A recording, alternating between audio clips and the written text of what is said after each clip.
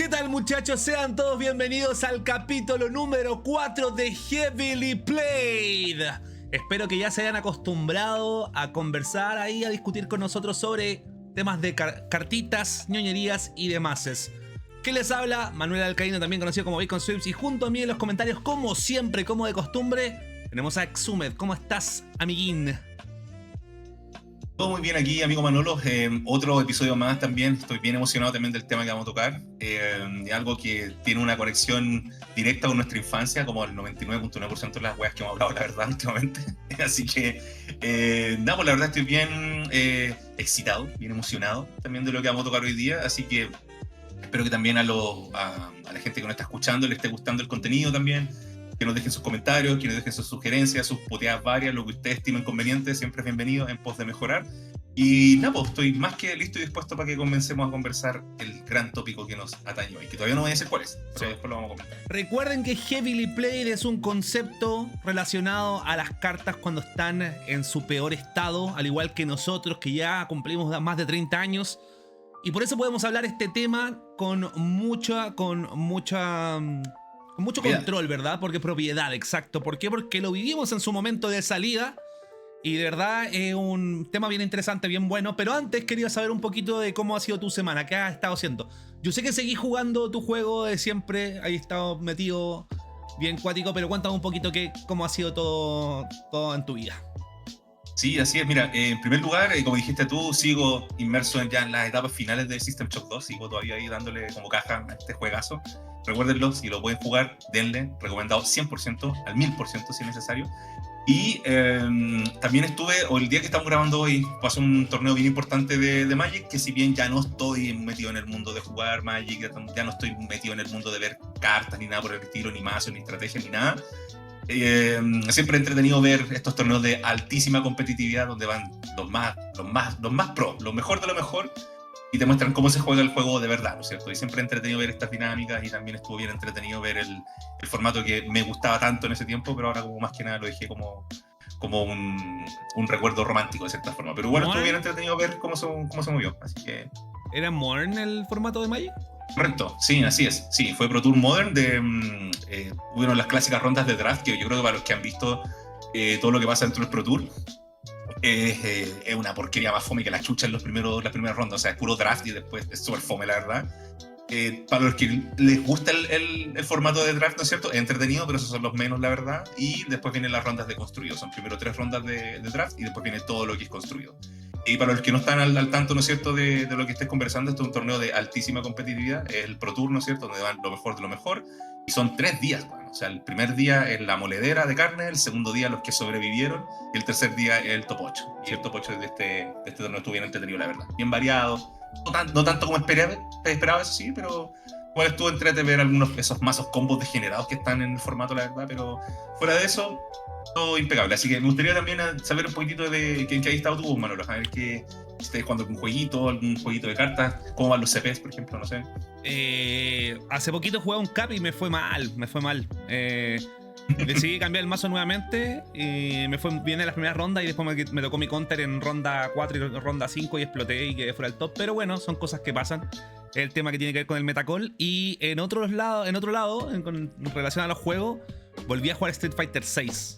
Y estoy, ¿cómo se llama?, compitiendo. O sea, no compitiendo, pero jugando harto ranked, intentando llegar como a nivel 1007, 1008, que es como bien alto, ¿verdad? Pero me cuesta. Pero es entretenido, he vuelto a reencantarme con el juego, que lo tenía muy botado hace mucho tiempo. Pero nada, bien interesante. Y no pude ver lo de Magic, pero siempre es grato ver estos torneos, sobre todo en específico Magic, y también que se da mucho el Orcana, que ando con un pincito acá, que son bien elitistas los torneos, en el sentido de que, claro, tienen todos los formatos. Que a diferencia de otros juegos, como por ejemplo Pokémon, se juega solamente el formato estándar todo el fin de semana. Y en este caso, claro, para ser el mejor tienes que ser el mejor en todo. Y eso también yo lo encuentro bien valorable de los juegos como el de Wizard of the Coast en Magic y el Orcana, que es de Ravensburger. Así que bien bonito, son diferentes competencias, ahí tienen que elegir ustedes cuál compiten, y si no quieren competir también está igual de bien, weón. Sí, en realidad los juegos son para pasarla bien. Hay gente que le gusta la competencia, a mí en lo personal me gusta mucho la competencia, pero hay gente que le gusta jugar for fun, así que también es igualmente válido. Ahora, con toda la energía y con esta intro, cuéntanos, Exhumed, ¿cuál es el tópico del día de hoy en el capítulo número 4? Así es, mira, hoy estuvimos conversando esto la semana pasada, al final. Y creo que, como bien estaba comentando hace un ratito atrás, yo creo que es un juego que es muy importante para nosotros como chilenos.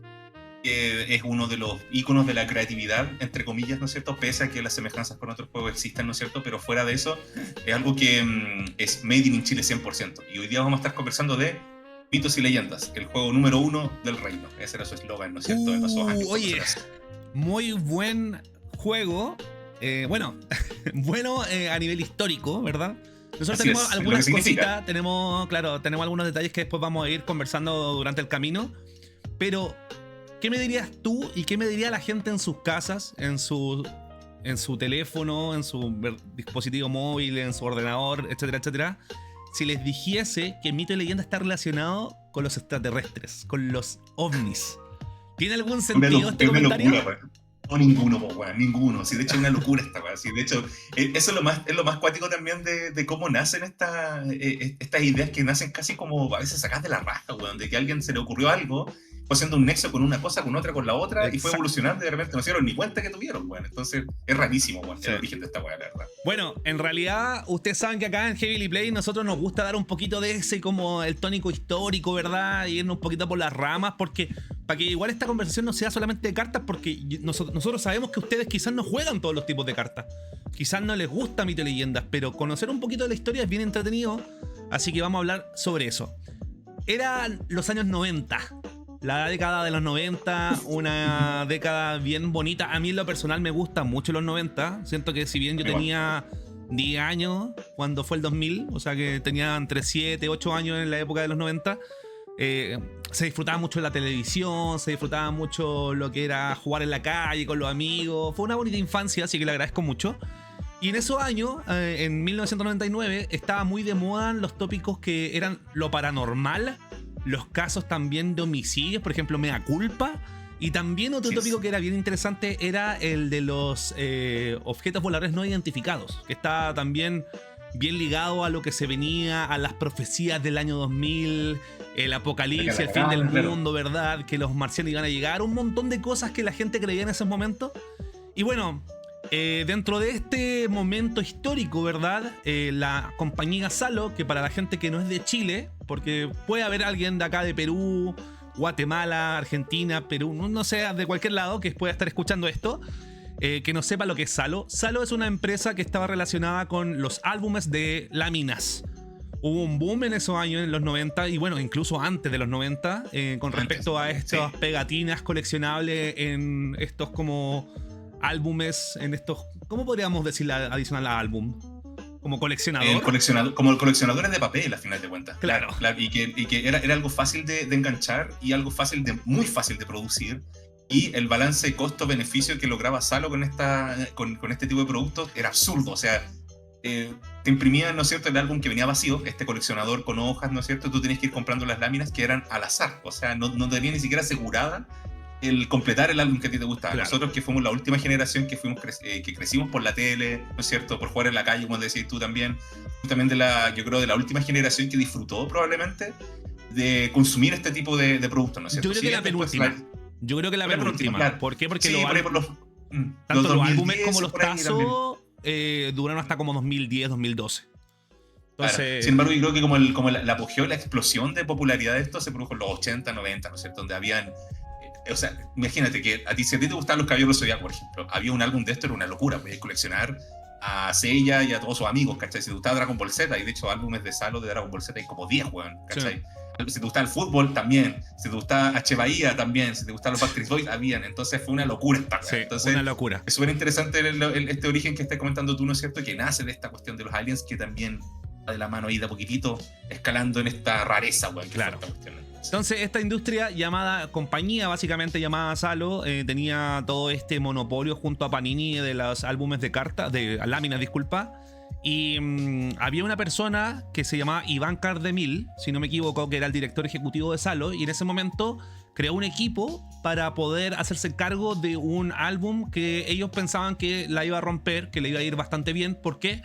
Porque en base a las necesidades de la gente, era un álbum llamado Invasión Alien. Ese álbum, para los chilenos y que tienen nuestra edad más o menos, se deben acordar de era un álbum bien bonito, que salían como uno de estos como grises mirando a la cámara, que daba bastante miedo para la época, ¿verdad? Y que estaba también ligado con programas que daban en la televisión en esa época acá en Chile, como el programa OVNI de Patricio Bañados, que es una persona que en paz descansa en este momento, pero que era un periodistatazo de TVN, que era también un canal nacional, máximo, bueno. Un gran caballero, y que todos, yo creo que veíamos, a pesar de que éramos pequeños, veíamos ese ¿cómo se llama? Ese programa. Y bueno, Iván Cardemil dice, perfecto, yo quiero tener este proyecto de un álbum llamado Invasión Alien, pero como no conocemos lo que son los extraterrestres, básicamente, tenemos que iniciar la idea desde cero. Entonces, para ello, inicia con un directorio completamente nuevo entre ilustradores, ¿verdad? Creativos, etcétera, etcétera. Y entre esas personas habían dos miembros o dos personas bien importantes, entre otros, igual, que son Mauricio Herrera y Waldo Retamales, que eran ilustradores de este álbum de láminas, ¿verdad? El proyecto sale bastante bien, les fue perfecto, la gente ilustró lo que tenía que ilustrar, a la gente le encantó y perfecto, dijeron... Vale, la fórmula funcionó, este equipo funcionó, vamos a replicar algo más interesante para seguir generando lucas como la empresa Salo lo sabía hacer. Y en el año 2000 intentan sacar otro álbum de láminas que tenía más relación con lo educativo. En ese tiempo, en los 2000, todavía se daba mucho este símil o este paralelo entre la diversión y ojalá que te pudiera dar educación. Como los juegos de aprende a leer con Pipo y un montón de cosas que estaban de moda en ese tiempo acá en Latinoamérica. Y para ello... Y aparte sí, disculpa, me lo leí para complementarte un poquitito también. Y también era como una punta de lanza también para venderle este producto no solamente a los niños, sino que también a los padres que compraban este tipo de cuestiones. Claro, es decir, porque el poder adquisitivo venía de arriba. Claro, porque al final de cuentas, no sé, pues imagínate, tú pendejo, y vaya donde tus viejos le decís, oye, mira, cómprame este álbum de, no sé, de Dragon Ball Z. Y ahí, ¿qué aprendís con esta weá? ¿Aprendís que Goku tira el Kamehameha de esta forma, weón? ¿Qué? ¿Aprendís nada? Basura. No. Sí. En cambio, estos que eran como, tenían como su tinte educativo, su tinte como con esto voy a crecer y voy a hacer no sé, me va a ir mejor en el colegio, no lo sé. Era una estrategia súper interesante. Entonces, por eso fue que hicieron esta idea también, ¿no es cierto? Entonces, exacto. Entonces la idea era hacer un álbum con este mismo directorio, ¿verdad? Que ya había funcionado bien con Invasión Alien. Hicieron un álbum llamado Mitos y Leyendas, ¿verdad? Pero se buscó una campaña diferente de difusión, ¿ya? Porque querían hacer algo que llegase a la gente sin tener que saturar al público. Y de hecho Mauricio Herrera, que era uno de los ilustradores dentro de este nuevo equipo, ¿verdad? Dijo, oye, propongo una idea. Propongo que para poder promocionar el álbum de láminas de Mitos y Leyendas, hagamos un juego de cartas. Recordemos que esto está pasando en el año 2000. Es decir, que está muy ligado al capítulo número 3 de Heavily Players, en donde entre los años 90, entre el 93 y el 2000, se está viviendo el boom de las cartas a nivel americano, ¿verdad? Las cartas Pokémon, se estaba viendo lo que eran las cartas de Magic the Gathering, estaban también iniciando el lanzamiento de Raw Deal, etcétera, etcétera. Entonces, Mauricio Herrera, como conocedor de este mundo ñoño, un mundo geek que se veía al otro lado del mundo y que estaba llegando a Chile, dijo, perfecto, para promocionar este álbum hagamos un juego de cartas. Y ahí entra otro factor, que es don José Luis Muñoz, que era otro empleado de Salo, que dijo, perfecto, yo me hago cargo de las reglas y de las mecánicas del juego. Es así como en el año 2000 sale Mitos y Leyendas con su primera edición, El Reto, con un total de 126 cartas, todas relacionadas a mitología global y también a mitología chilena. Eso es importante. ¿Por qué? Porque mezclaba a entidades como Thor con el brujo chilote. El chonchón, el caleuche. Exacto. Pero claro, era bien interesante. ¿Por qué? Primero que todo porque las ilustraciones ya habían funcionado bastante bien con el Invasión Alien. Mito y Leyenda no se quedó atrás. En realidad las ilustraciones eran muy bonitas. considerando de que eran artistas chilenos, que no se veía tanta producción. Para la época. Sí, para la época no se veía tanta producción, más allá de Fito Manga, ¿verdad? Que lo podías ver en Bacania en algún momento, que era un programa de televisión que se daba en Chilevisión. Pero se veía muy bien el producto. Y además, el juego de cartas también lucía bastante bien. Y era una respuesta, era una solución para aquellas personas que querían jugar TCG, que querían ser parte de este boom, sin tener los medios para poder comprarlos, ¿verdad? Porque, ¿qué es lo que pasaba? Que un sobre de Magic the Gathering te salía entre 2.500, 3.500 pesos, que vendrían siendo aproximadamente unos 3,5 dólares, 2,5 dólares, mientras que un sobre de Mito y Leyenda del reto te salía 500 pesos, que son 0,5 dólares. Entonces, eso llega a solucionarle la vida a un montón de personas que querían ser parte de este nuevo boom sin tener los medios para hacerlo. ¿Qué te parece esa intro de Mito y Leyenda?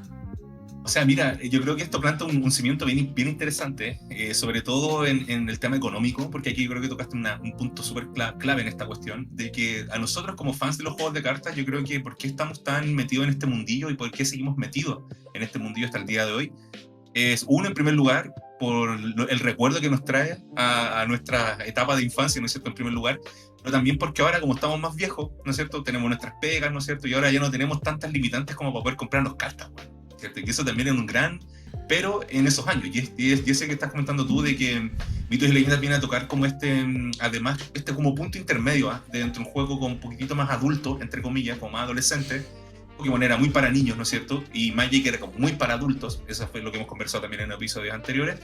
Esto venía a ser como un punto medio, era un poquitito más caricaturesco sin caer en la dinámica de ser como burdo, demasiado colorinche, claro, en lo burdo a final de cuentas. Entonces, y para más remate, hacía este match con lo que estás comentando a nivel económico, ¿no es cierto?, del tema del costo. Nuevamente, nosotros que somos clase media 100%, ¿cachai? Y que ahora, como ya estamos más viejos, podemos comprar nuestras cartas cuando queramos y todo el rollo. Superamos esos traumas, básicamente. Ahora abogamos nuestros traumas comprándonos cartas ahora, probablemente, que tuvimos desde chico. Pero en ese tiempo, claro, era mucho más fácil venderle a tus viejos, ¿cachai? O a un tío, a un amigo, o lo que fuera. La compra un sobre, vale 500 pesos, ¿cachai? Sí. No vale nada, en comparación a los 3.000 o 3.500 pesos, que como comentabas tú, son como 3.5 dólares, 3 dólares más o menos, y que de ahora deberán ser unos 5.000 pesos, 6.000 pesos más o menos, que son como 6 dólares hacia aprox. Esto han pasado muchos años, han pasado más de 20 años, entonces, si es que hacemos como la adecuación por inflación, debería ser como porteando ese monto. Y además también, algo que también es súper importante, que también tiene relación con el tema económico, es también la distribución que tenía esto. Que como Salo era una empresa que se dedicaba principalmente a coleccionables como álbumes, láminas, etc., lo podías encontrar en todos los kioscos. En la época en la que nosotros nos criamos, era común que nuestros papás leyeran diario, que físico, no una cuestión digital, que compraran una revista física, no digital. Entonces, este era el combo completo, o sea, era la perfección. Era una trifecta, básicamente, porque era educativo, claro, ¿verdad? Tenía que ver con Mito y Leyendas, culturizando a los cabros chicos o a los adolescentes, disculpa, de todas estas cosas que se estaban perdiendo. Imagínate, en los años 2000 ya se estaban perdiendo un poco, como que la gente estaba asustada con la tecnología ya. Tenías la parte educativa, tenías la parte que era asequible, ¿verdad? En donde tenía buenos precios, y además era un juego de carta entretenido que estaba en todas partes. Entonces, el boom de Mito y Leyenda en su salida, de hecho, le salió como al revés el tema. Porque Mito y Leyenda, el TCG, iba a ser básicamente una medida, una estrategia de marketing para poder vender el álbum, pero resulta que Mito y Leyenda TCG vendió incluso más que el álbum, y el álbum vendió bien. O sea, de verdad, la locura que pasó en esos años fue increíble, y 126 cartas que en realidad eran bien bonitas, que todo el mundo la estaba comprando. De hecho, yo me acuerdo que en esa época se daba mucho como regalo de cumpleaños. O sea, entre los niños, como teníamos pocos medios, ¿verdad? Tu papá te pasaba una luca y le regalaba a tu amigo así para el cumpleaños 2 sobres de Mito y Leyenda. Y quedaba ahí, pero como un héroe, ¿cachai? Porque, porque eran 30 cartas nuevas, ¿verdad? O entre 24, 26 cartas, no me acuerdo cuántas venían en los sobres. Creo que no sé si eran 15 11, o 12. No, creo que venían como 11, si me lo recuerdo. Sí. Ahí sí que los comentarios la gente nos ayuda un poquitito, o si es que alguien tiene sobres del reto ahí sin abrir y lo quiere abrir y nos quiere mandar un video de eso. Fantástico. Oye, qué rico. Sí, igual hay que reconocer que eso fue hace 25 años atrás en el momento que se grabó esto, así que igual es una reliquia aún sobre el reto. Yo sé que han habido hartas reediciones, pero bueno, ese harina de otro costal, porque vamos a seguir hablando sobre la historia de esto. Recuerden que el reto sale en el 2000 y después inmediatamente, como que ya, como esto fue un boom así orgánico, en el mismo año, incluso un par de semanas después, salió el reto X, que era la expansión del reto, que tenía un total de 48 cartas. Ahí aparecieron cartas como el demonio, ¿verdad? El ser abominable, que eran cartas icónicas de este juego. Bueno, para la gente chilena, yo sé, si eres de México, es un spoiler de después también. Pero le fue bastante bien. Después, en noviembre del 2000, sale Mundo Gótico, que era básicamente ligado a todo lo que era la mitología de vampiros y licántropos, ¿verdad? También bastante buena edición. Y de hecho, una de las ediciones que personalmente a mí me gusta más a nivel estético. A nivel estético. Fue la primera que yo vi, al menos. Sí, tenía algo muy diferente a lo que era el reto. El reto tenía matices más cálidos y como dorados, ¿verdad? Cuando las cartas eran como raras, eran doraditas, mientras que en el mundo gótico era todo más frío. O sea que la dirección de arte también del proyecto estaba bastante bien puesta, ¿verdad? Porque como eran colores más fríos, hablando de vampiro, hablando de la noche, ¿verdad? Eran colores platinados, colores que tenían que ver como los textos están puestos con una roca, como en una lápida, ¿verdad? Era todo muy bonito. Después en 2001 salen dos ediciones que también fueron icónicos, que personalmente también son de las que más me gustan, que son Ir al Nahual, que tenía que ver con la mitología mesoamericana, ¿verdad? Y también Ragnarok, que tenía que ver con la mitología nórdica, todo lo que eran los vikingos y Ymir, ¿verdad? Un montón de cosas interesantes. Después en el 2002 sale La Cofradía. O sea, estamos hablando de que cada una de estas ediciones era éxito tras éxito. Se salía... Salo imprimía plata con esta. Sí. Hay que poner en contexto eso. O sea, tomaron la idea de que ya se forraban haciendo álbumes con láminas. Esto iba mucho más allá de eso también, porque era, además de los juegos coleccionables, como lo eran los álbumes también con las laminitas, acá lo podías jugar y podías crear estrategias. Entonces te hacía pensar y comprar más cartas y más cartas y más cartas. Y como buen juego de cartas también, no basta con tener una copia de cada carta. O sea, si es que querías así romperla, tenías que tener tu playset de 3 cartas máxima, ¿no es cierto?, en cada deck. Las cartas más poderosas con las restricciones que aplicaban en ese tiempo de las cartas únicas y todo eso también. Eso también lo vamos a conversar probablemente. De hecho, creo que hasta ese momento no existían las cartas únicas. No, de hecho creo que el rateo fue Ir al Nahual.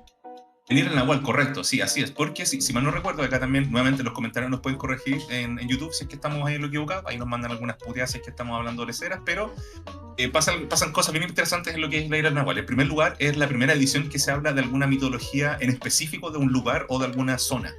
El reto era algo universal, Mundo Gótico era algo como más el mundo de la noche, la oscuridad, vampiros, etc. Y esta es la primera que se focaliza 100% en una zona. Eso es lo primero. Y lo segundo, que yo recuerdo el libro de reglas de esta cuestión. De hecho, lo puedo hasta como sentir, bueno, en las manos. Esos libritos chiquititos, muy que eran bonito, así como sí, más chicos que una carta, ¿cachai? Y ahí, claro, te indicaba ciertas cartas que eran únicas, que solamente podías tener una copia en tu mazo. Como Inti. Que eran cartas que como Inti, que cuando entraba destruía 2 oros, por ejemplo. Entonces, cartas que necesitaban como un balance de cierta forma también. De hecho, no sé si te acuerdas, pero... Bueno, ahí después vamos a hablar un poquito sobre el sistema de juego, pero había gente que jugaba con 3 puchados. El puchado era un oro doble.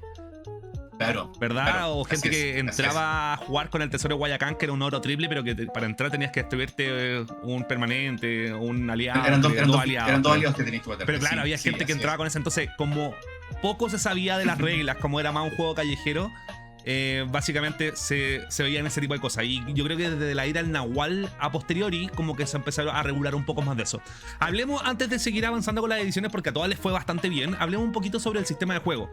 El sistema de juego es muy parecido a Magic the Gathering, en el sentido de que tienes, en este caso, aliados, ya no son criaturas.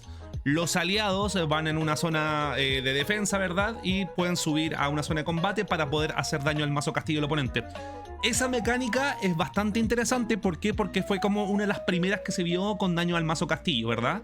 A dequear al oponente. Entonces el daño pasaba al mazo del oponente, le quitabas recursos, ¿verdad? Que él no podía ocupar.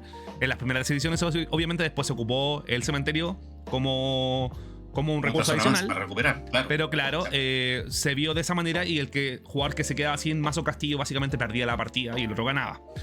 Se robaban 8 cartas al inicio de la partida. Se veía quién partía, ¿verdad? Y se jugaba pagando las cartas con un recurso llamado oro.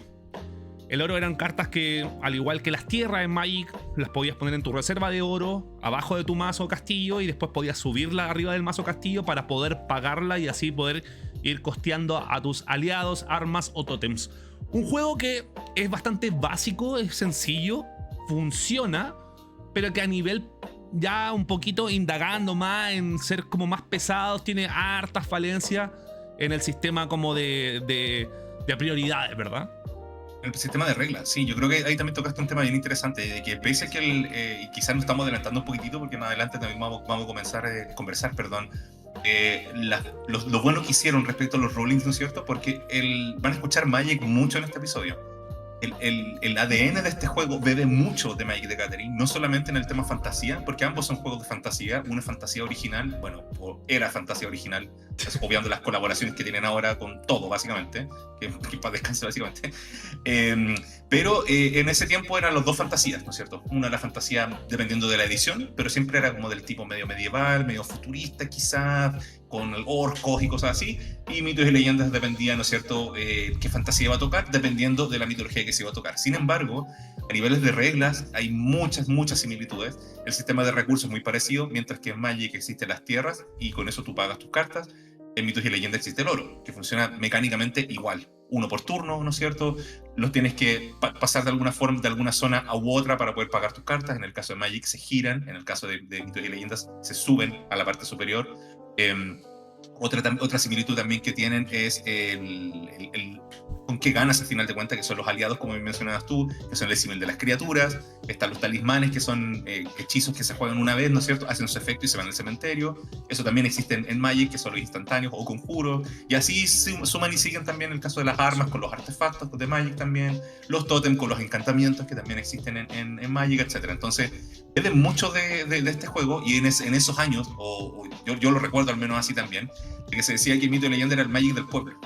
Ese era como el mensaje, ¿no es cierto? Pensando por el coste que tenía, por la simpleza también de sus habilidades, de sus reglas, que no eran tan sólidas como Magic, y hasta el día de hoy no lo son, y no lo van a hacer nunca, porque no es un clon de Magic, ¿no es cierto? Esa que bebe muchísimo del otro.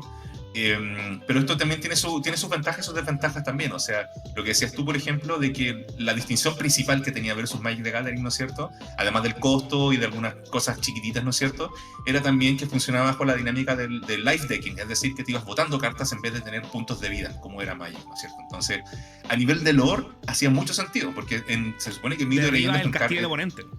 Tenés que destruir su castillo, pues, donde se está ahí con sus armas, con sus guerreros, qué sé yo. Y de hecho, el reverso de las cartas de mitos y leyendas es un castillo, ¿no es cierto? Un castillo así como con hartas puntas y con un dragón. Entonces, a nivel de lore, entre comillas, hace mucho sentido.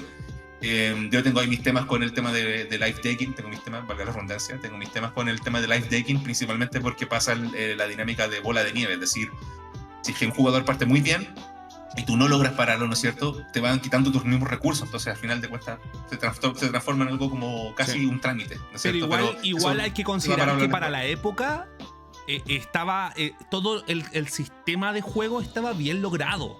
O sea, para el costo que tenía. Nosotros en el capítulo número 2 del Cementerio de Videojuegos hablamos, por ejemplo, de juegos como Tierras Mágicas, que eran cartas coleccionables, ¿verdad? Que eran bien bonitas, eran nacionales, tenían su estampa, ¿verdad? Bien patriota, pero nadie conocía el concepto de cómo jugarlo. Y eso es una cosa que se hacía muy fácil con Mito y Leyenda. O sea, todo el mundo sabía jugar Mito y Leyenda y sabía jugar bien. Si bien pasaban este tipo de detalles como lo que te comentaba con el Tesoro de Guayacán, que gente partía con ese oro, que jugaba con 3 Inti, con 3 Felipe II, ¿verdad? Después en segundo bloque. Era muy fácil aprender a jugar y llevarse como ir con el flow, go with the flow con el juego, ¿verdad? Entonces yo siento que fue Mito y Leyendas, si no me equivoco, yo creo que fue como la gallina de los huevos de oro de Salo en su momento. O sea, fue el momento en donde más creció como empresa, porque ellos hacían las cosas bien. Estaban acostumbrados a tener sus estándares, ¿verdad? Con licencias bastante importantes como Dragon Ball, como Pokémon, ¿verdad? Un montón de cosas que les salía bastante bien, pero con Mito y Leyendas era su primer producto original en donde todo explotaba Chile. En este caso Santiago, torneos, se hicieron interescolares, regiones. De hecho también estoy spoileando, pero llegó incluso a otros países. Entonces las cosas iban bastante bien. Bueno, como íbamos en la historia, para no perdernos tanto, después de La Ira del Nahual y Ragnarok, que fueron ediciones bastante exitosas, en el año 2002 sale La Cofradía, que es básicamente un recopilatorio de diferentes cartas que habían salido anteriormente y que obviamente fue un nuevo tiraje para la gente que se estaba uniendo después de 2 años a este juego para poder volver a reencontrarse con una carta de Valkyria, ¿verdad? Que estaban solamente en el reto, para volver a reencontrarse con una carta como el Oráculo. En este caso era Oráculo, no Oráculo de Delfo, porque el Oráculo de Delfo estaba rotísimo, ¿verdad? Sí. Y un montón de cosas así, porque habían cartas que se necesitaban reimprimir por la demanda que estaba teniendo el juego, y para eso sale la Cofradía en el año 2002. Y adicionalmente también sale Espíritu de Dragón, que estaba enfocado básicamente en la mitología asiática. ¿Por qué digo asiática? Porque no era solamente japonesa, sino que era como chino, japonés China, y un poco japonés. Más, ¿verdad? Algo de coreano metido entre medio, pero era principalmente no te diría Asia Oriental, pero te diría esos 3 países: Japón, China. Exacto. Habían cartas como Susano Wa, ¿verdad? Estaban los 47 Ronin, que después fueron una película de Keanu Reeves, ¿verdad? Un montón de cosas que tenían que ver con la mitología. Y de verdad, insisto con este tema, haber tomado mitos y leyendas como un TCG es un mundo tan amplio, con tantos países, con tantas creencias, con tantas religiones, con tantos mitos, con tantas leyendas, que se podía sacar ideas de todos lados y lo estaban haciendo de buena manera. Después, en el 2003, incluso ya llegó a un punto tal mito y leyendas que empezó a hacer colaboraciones con diferentes compañías externas al TCG, tales como Icarito, que para la gente que no es de Chile, Icarito era una revista educativa de la época en donde se podían... Básicamente nosotros hacíamos nuestras tareas del colegio ocupando Icarito, que era una revista que se hablaba de flora, fauna, historia, ciencia, una revista bien bonita cuando carecíamos de internet. Y ahí hicieron unas cartas obviamente promocionales. Fueron las primeras promos que sacaron Mito y Leyendas con cartas como el Chonchón, el Imbunche, ¿verdad? Haciendo una colaboración. Y también se hizo una colaboración con Smartcom, que ahora es conocido como Claro, ¿verdad? En donde tú te podías comprar un celular prepago, que era como la moda de esa época, y te llegaba un mazo completo, más un playmat de papel y una carta promo. Era el boom del momento. Ahí era una carta promo que y era una carta promo que hacía llamado con el eslogan que tenía esta telco en esos años, también como para poner en contexto a la gente que nos está escuchando y a los más jóvenes. Existía un duopolio de cierta forma de Entel, una empresa chilena, ¿no es cierto?, de telecomunicaciones, y también existía Telefónica, no existía Movistar, era Telefónica. Y estas dos tenían el total control de los teléfonos públicos. En ese tiempo habían teléfonos públicos donde tú le echabas una gamba, podías llamar por teléfono a alguien, es una rareza, ahora estas cosas ya no existen. Y esta empresa que llegó, que se llamaba Smartcom PCS, era como la libertad. Era como, nosotros somos los nuevos, y salte de estas dos grandes empresas que han dominado Chile durante tanto tiempo, y nosotros somos la libertad. Y así en este enganche con una de las cartas que venía en este set que decías tú, ¿no es cierto?, que era el Guerrero de la Libertad. Y era una carta como con la estética como de un caballero, ¿no es cierto?, con un escudo que viene a liberar a la gente del... ¿Te das cuenta cómo todo está ligado a las cartas, weón? Sí, como que en realidad podemos hablar de historia, podemos hablar un poco de la sociedad, básicamente ligado a las cartas, weón. Es muy interesante este tema. Sí, y que de hecho, y por eso también es uno de los tópicos que a nosotros nos gusta también tocar, no solamente hablar como de metajuegos, bueno, de cartas pura y dura, ¿no es cierto?, sino que también dar los contextos de que muchos productos que los consumimos nosotros cuando éramos chicos, son productos que responden a una época, ¿no es cierto? Como hablamos hace unos episodios atrás, ¿no es cierto?, hablamos de Raudil y de la explosión absurda de popularidad que tenía este deporte o entretenimiento, ¿no es cierto?, entretenimiento deportivo lo podríamos llamar, ¿no es cierto? Era muy contestatario, era muy in your face, era muy de ser como muy de acá estoy yo, ¿cachai? ¿Qué tenéis que decir al respecto? Y era una cosa muy propia de esos años, ¿cachai? Sí, una cuestión que es impensable. Lo mismo con Mito y Leyendas.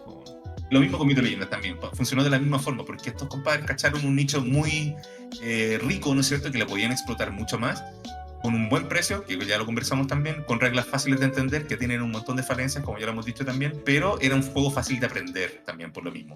Y con estas colaboraciones que empezaron a hacer con algunas empresas, también le empezaron a dar más popularidad, porque recordemos de que nosotros nos enterábamos de cartas nuevas o de ediciones nuevas o cosas por el estilo, viendo quizá un spot en la tele, si es que lo pillaba igual, en realidad, porque no era como... No, acá en la tele... Sí, el de Mito. El de Mito sí, salía bastante. Sí, salía bastante. Le ponían buena luca ahí a la tele. Claro, pero si dejamos lo que es la tele de lado, uno se enteraba de las ediciones nuevas cuando iba al kiosco y hay un letrero nuevo de nueva edición de Mito y Leyenda, o sea... Claro. el buen que no veía tele, por ejemplo, que era raro en todo caso, todos teníamos una tele, si era como era la entretención que teníamos cuando éramos cabros chicos. Si por un caso hipotético no veíais tele, la única forma de enterarte de algo como este tipo de colaboraciones con una telco, bueno, o algo así, era yendo al kiosco, bueno, o un mall o algo así. Entonces, le da como cierta... Y por el voz a voz. Te diría que son como los tiempos oscuros, bueno, no sé, porque nos enteramos de todo como in situ, pero igual tenía algo de mística, bueno. Ahora Sí, de yo hecho creo que el es acceso raro a porque internet es como raro. es raro porque nosotros sabíamos cosas sin tener internet y yo me pregunto a veces cómo chucha sabíamos. O sea, como que te Sí, llegaba el sí. rumor de que alguien se había comprado un mazo en 3 Villas Maya. ¿Cómo supiste? No Claro. sabí, pero era como el tema del teléfono. Como que se pasaba de una persona a otra, llegaba a ti y tú ibas y le cambiabas carta a esa persona. O, oye, llegó con un nuevo sobre la cofradía, cacha, le salió el oráculo que ahora genera 4 oros, no 5, ¡wow! Y todo era como Claro, un poco claro. de toda esta mística que era como de descubrir, ¿verdad? Era muy de descubrimiento la época de los TCG en ese tiempo. El 2003 también es una fecha importante porque con todo este boom de estas ediciones que salieron, con el tema de Carito, Smartcom, sale un producto que se llama Liber Dominus, que es un producto que básicamente viene con bastantes cartas, ¿verdad? Un montón de un recopilatorio de hartas cartas, una cajita como tipo deckbox que era un ¿cómo se llama? Un libro. Es como un libro de de madera. hechizos bien bonito de madera, que todos lo queríamos tener, obviamente. Venía con un playmat de género, que también era como ver un playmat en esa época era solamente para la realeza, básicamente. Nadie tenía playmat, todos jugábamos en la tierra. Entonces tener un playmat era algo pero único. Llegó a tal punto de fama Mito y Leyendas que la gente de Salo decide decir, perfecto, esto está funcionando, intentemos expandirnos. Esta época es importante porque ahí empieza, en 2003, empieza la idea de expansión a otros países. Y el primer país que se vio en, ¿cómo se llama?, dentro de este objetivo fue México. Así es. Entonces, la primera salida es básicamente México y es ahí a donde empieza todo lo que es el segundo, o sea, el primer bloque, que es Exacto, sí. la época dorada, por así decirlo, de Mito y Leyendas, cuando ya todo había salido bien, ahora incluso sale mucho mejor. Sí, y de hecho, mira qué bueno que toca ese punto, Manolo, porque se siente, una vez de que ya entramos a este bloque y estas ediciones que fueron las más populares por lejos del juego, se siente que las ediciones anteriores eran casi como una beta, eran casi como, eran como un testeo, veamos qué tal funciona esta cuestión. Se notaba como que la empresa estaba aprendiendo en la marcha, es decir, no tenían una yo creo que estos buenos jamás pensaron de que esta cuestión iba a agarrar tanto bueno, bueno, jamás. Y se nota precisamente en estas ediciones donde ya empieza a existir un esquema y una dinámica de cómo lanzan las ediciones mucho más ordenadas. En las ediciones anteriores, ¿no es cierto? En estas primeras, en el reto Mundo Gótico, Ira del Nahual, Ragnarok, Cofradía y Espíritu de Dragón, que eran las primeras 7 ediciones, si es que conté mal, se cierra este como arco, esta era, como se le llamó en su tiempo, la era, ¿no es cierto? Se cierra con el lanzamiento de Liber Dominus y empiezan a crear como formatos de juego donde existía la primera era y después estaba la segunda era y nacen con este conocido como primer bloque, ¿no es cierto? Al día de hoy se conoce como primer bloque, pero nosotros lo conocíamos como segunda era. Y todo comienza, ¿no es cierto?, con así como un reset, de cierta forma. De Porque, hecho, fue como muchas de las... un periodo de rotación. O sea, no Así fue es, como tal, así no es. fue anunciado como un periodo de rotación como pasa en Magic o en Pokémon, ¿verdad? Pero sí no se podían jugar con las cartas antiguas. O sea, no Así podías es, jugar así nunca es. más con el, no sé, el Kennage, ¿verdad? El Kordrak, ya no se podían jugar. Sí, es tal cual. Y de hecho, el empuje que empieza a hacer Salo, ¿no es cierto?, en el juego organizado, empieza a funcionar exactamente como dices tú. O sea, se empieza a decir, ya, de ahora este torneo de este fin de semana, por ejemplo, el interescolar o lo que sea, consta de las ediciones que vamos a lanzar ahora. O sea, lo que era primera era, no, ya no se considera. Que queda casi como un formato como for fun, de cierta forma. Entonces, hubo como harto... no sé si problemática quizás en los jugadores, porque decían, pucha, a mí me gusta jugar con la carta Valkyrias, por ejemplo, que es una de las cartas icónicas del formato. Sin embargo, en la edición que vamos a conversar ahora, ¿no es cierto?, que es Espada Sagrada, en la primera edición de esta segunda era, ¿no es cierto?, que consta y empieza a comentar un poquitito de qué es lo que Tierra Media, ¿no es cierto?, las historias del Rey Arturo y su séquito de caballeros, ¿no es cierto? Sí. Y esta también tuvo después una edición extra, que también fue una extensión llamada Cruzadas, viene a marcar como el cimiento, ¿no es cierto?, de esta segunda era, donde muchas cartas que algunos jugadores reclamaban que ya no pudo jugar con mi Valkyrias, ahora existen reprints funcionales, básicamente. Si te gustaba la Valkyria, puedes jugar también con Dragón Dorado, que era lo mismo. Lo ¿Te mismo. gustaba la carta Flechero de Primera Era, que era una carta que por uno podía anular un talismán oponente? Existe lo mismo en la Espada Sagrada, que es Fácil Límite, ¿no es cierto? Entonces se empieza a crear como esta dinámica de que algunas cartitas, ¿no es cierto? Obviamente manteniendo las cartas como más rotas, porque el juego tenía serios problemas de balance en las primeras ediciones, se viene a romper un poquitito, donde esta gente y el staff de Mitos y Leyendas se da cuenta de que acá hay potencial. Esta weá agarró vuelo. Empezamos a hacer esta cuestión como corresponde y lanzan, como bien comenté, Espada Sagrada. Posteriormente lanzan esta extensión que es Cruzadas, y esta dinámica de edición-extensión se mantiene por muchos años, hasta que esta cuestión empieza como a crear una nueva dinámica de juego, básicamente, ¿no es cierto? Ahora, obviamente, cada una de estas ediciones más su extensión tenían una gran problemática, que eran historias como autocontenidas, es decir, de que todas las estrategias que funcionaban en estas dos ediciones no necesariamente se explotaban en las siguientes. Esto quiere decir de que, por ejemplo, este juego funcionaba mucho en esos años con las razas, ¿no es cierto? Es decir, tribales. Caballeros o tribales, que son el símil en Magic, ¿no es cierto? Imagínense que en Magic fuera todo tribal. En Mitos y Leyendas es así, ahora, ¿no es cierto? Sin embargo, hay algunos que dicen que el juego en su concepción nunca fue un juego treibal. Yo creo que ahí discrepa un poquitito quizás, porque en ese sentido no habrían cartas con raza.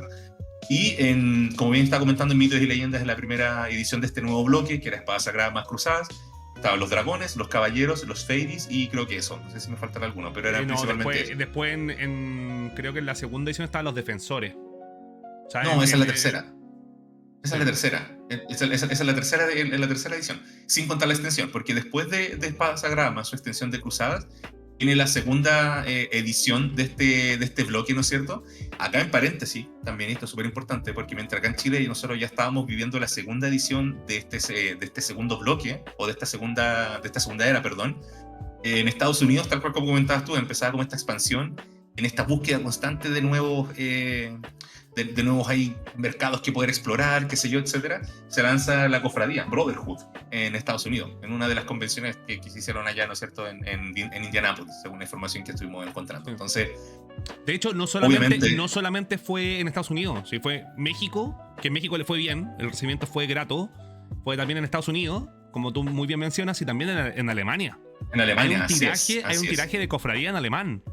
En alemán, tal cual, así es. Y de hecho, yo creo que ahí es donde Salo empieza a notar de hasta dónde pueden llegar y cómo pueden llegar a estos mercados, y también poner en contexto también de que el jugador americano está muy acostumbrado a los juegos de cartas, son la cuna de los TCG, y cuando tú entras con un producto como Mitos y Leyendas, ¿no es cierto?, de que no es sólido a nivel de reglas, ¿no es cierto?, a nivel de los TCGs, que los que sí ellos estaban acostumbrados, eso sin pena ni gloria. De hecho, Mito y Leyenda no funcionó en lo absoluto en Estados Unidos, no funcionó en lo absoluto en Alemania, fueron pérdidas constantemente, y los hizo salir rápidamente de ese mercado y darse cuenta de que, mira, mejor tengo que pescar donde están los peces, y donde están los peces es los mercados latinos y en México, y ahí me tengo que focalizar. De hecho, eso es lo que tengo que hacer. Era un producto que se llevaba de la misma manera que se llevó en Chile. O sea, te ofrezco un producto que es más barato que Magic. No es tan sólido quizás, pero es más barato que Magic. Sin embargo, el hecho de que la producción seguía siendo acá, o toda la logística se seguía haciendo acá y se exportaba, por así decirlo, la idea, salía más caro. Entonces no eran 500 pesos que te valía el sobre, sino que era $1.50. Entonces, entre gastar $2.50 por un sobre de Magic the Gathering, o gastar $1.50 en un juego que robaba al final de tu turno, como que, sí. Como que no había mucho punto de comparación. No, y aparte, y también volviendo también a algo que conversamos en episodios anteriores, donde el caso del jugador de Magic, ¿no es cierto?, es un jugador muy elitista, y no en el mal sentido, sino que alguien que está acostumbrado a que las reglas de un juego estén bien establecidas, que estén claras, que no existan vacíos, ¿no es cierto?, donde no existen es que le damos el manual, es que el manual no lo dice. Puta, entonces yo creo que hace esto, estos buenos no saben, no funcionan así, ¿sabes? Y por lo mismo, en este tiempito, cuando nosotros estábamos en la segunda edición de Segunda Era, ya, que esta edición se llamó Helénica, que era la mitología de Grecia, si mal no recuerdo. Sí.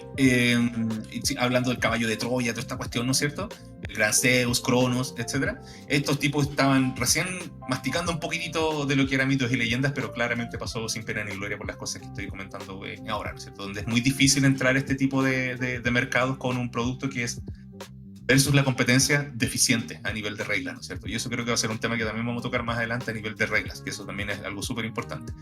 Después entonces de que se lanza Helénica, que también viene a ser un hit con estas cartas icónicas que ya acabo de comentar, ¿no es cierto? Cronos, el Gran Zeus, etc. Se lanza su extensión también, y la extensión se llamó Imperio, ¿no es cierto? Que era de la mitología romana.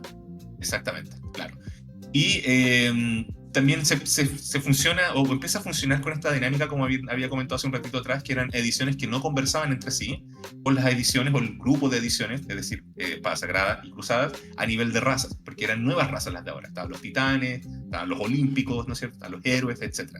Y funcionaban de dinámicas y quizás funcionalmente, funcionaba más o menos parecido. Vamos a suponer, no recuerdo exactamente, obviamente, cómo funciona cada una de las cartas, pero el caso de los caballeros, por ejemplo, era plagarse la mesa lo más posible, entre ellos se inflaban, era un mazo agro para adelante, ¿no es cierto? Era full atacar.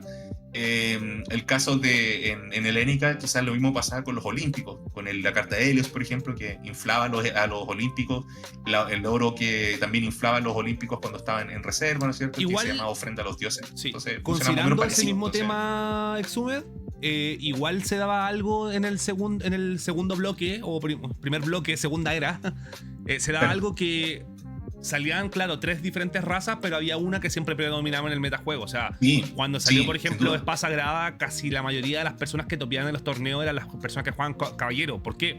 Por cartas como Sir Galahad, por ejemplo, que era un 2-3 que entraba podía atacar al tiro, y cuando atacaba y hacía daño, te sacaba una carta a la mano. Está el Sir Percival, que te barajaba un personaje, un aliado en el mazo. Tenías al Sir Bores, que te pumpeaba, ¿verdad? +2 de fuerza a todos tus caballeros.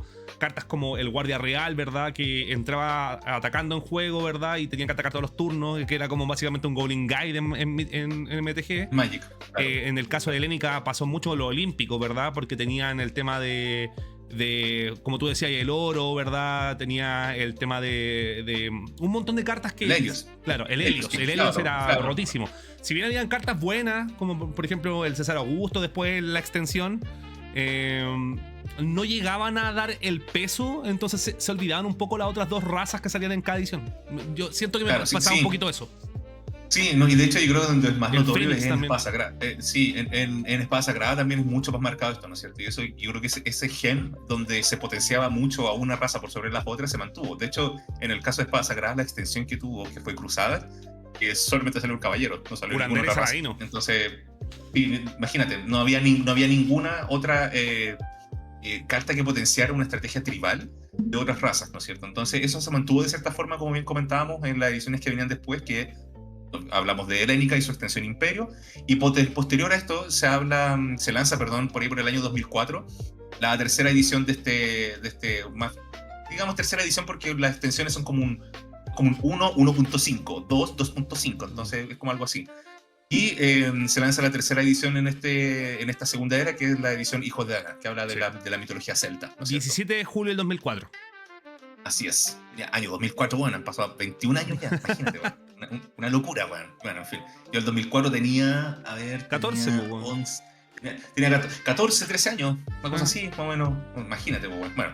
En fin, entonces se lanza Hijos de Dana, que también funciona bajo una lógica más o menos parecida a las que acabamos de comentar, que también se hace con una extensión que se llamó Tierras Altas, ¿no es cierto? Que también se lanza el año 2004, expandiendo, ¿no es cierto? Perdón, Hijo de Dana se lanza en marzo. Perdón, Hijo de Dana se lanza el 6 de marzo. Porque en el mismo año después sale otra edición que tú la vas a mencionar, pero sí.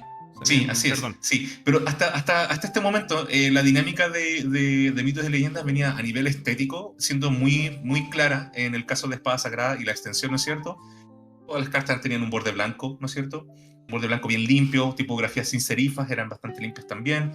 Después en Helénica se mantiene un color como medio crema en el borde, ¿no es cierto?, de todas las cartas. Y como un poco como rústico, así como que fueran como pilares como de unas columnatas grandotas así de un templo griego, ¿no es cierto? Y el Hijo de Dana cambia un color verde, que es como un color esmeralda.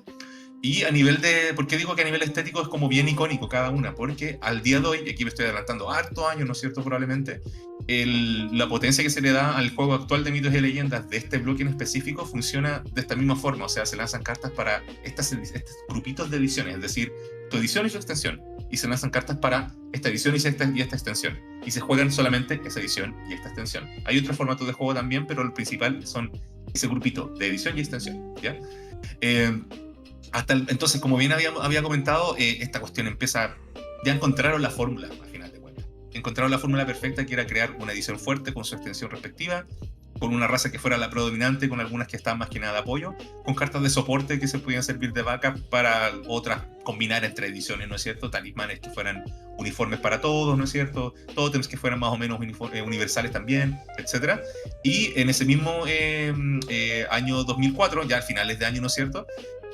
Perdón, a mitades de año, perdón, se lanza la edición Dominios de Ra, que la edición Dominios de Ra viene a hablar de todo lo que son la mitología del Gran Egipto, ¿cierto? Y también se lanza su extensión, ¿no es cierto?, a finales de año, que es la edición Encrucijada. Y aquí también se hace la misma dinámica, ¿no es cierto?, de una edición que está fuerte, ¿no es cierto?, con una extensión que la viene a complementar con estrategias adicionales en las razas que en ese tiempo, o en este grupito de edición y extensión, eran los faraones, los eternos y los sacerdotes. Y creo que me falta alguno. Creo que eran 3 por grupito de edición y extensión. Sí, eran 3, así es. Y acá nos habíamos adelantado un poquitito también hablando de la llegada de estas ediciones, ¿no es cierto?, a otros mercados. Acá nos equivocamos un poquitito con las fechas, porque se lanza en octubre en Alemania. Lanza primero en Estados Unidos, México, y después se va para Alemania. Y en Alemania es donde no tiene. No, y otra cosa importante, claro, otra cosa importante es que el juego, igual en Dominios de Ra, también como que se afina un poco. Se afina bastante. De hecho, si bien ahí hay un power creep bien denso que se elabora después con el tiempo, con, ¿cómo se llama este tótem? Hay un tótem que pide 6 que te convierte los tótems en... No me acuerdo cómo se llama. Giza, el que barajaba a los aliados. Sí, esa es una carta estúpida. Si bien el power creep es duro en esa edición, como que igual se logra nivelar con hartas cartas. Hay cartas de respuesta, muchas cartas de respuesta, de anulación, para poder contrarrestar, valga la redundancia, todo lo que había sido el meta desde el inicio de primer bloque. Sí, y acá pasa un momento trascendental, de cierta forma, en lo que es el juego Mitos y Leyendas, porque hasta el momento, ¿no es cierto?, ya recapitulando, tenemos la primera era, ¿no es cierto?, que hablamos de todo lo que pasó con el reto, mundo gótico, etc. Tenemos esta segunda era que comienza con muy fuerte con lo que es Espada Sagrada, Extensión Cruzada, etcétera, etcétera. Y en el año 2005, 2006 por ahí, más o menos, se lanza como ¿cómo decirlo? Como un movimiento, de cierta forma, de parte de Salo, ¿no es cierto?, que es la Revolución 2005. 2 MIL, de Mitos y Leyendas, 5. En ese tiempo era como un mezclar números con letras, y porque era súper cool, era cool, radical. Vale hoyo en este momento. Vale hoyo en el día de hoy. Cringe, full cringe.